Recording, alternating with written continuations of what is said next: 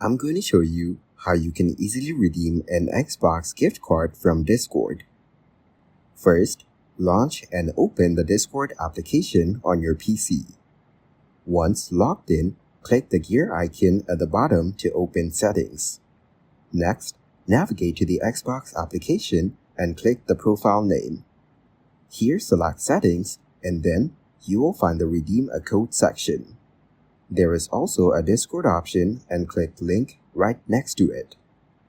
Open this link which directs you to the web page. Now hit the Authorize button to give it access to your Discord account.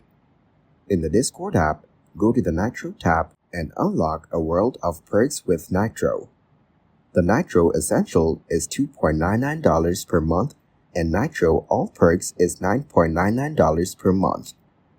After that, go to the Gift Inventory tab and enter the code to start redeeming.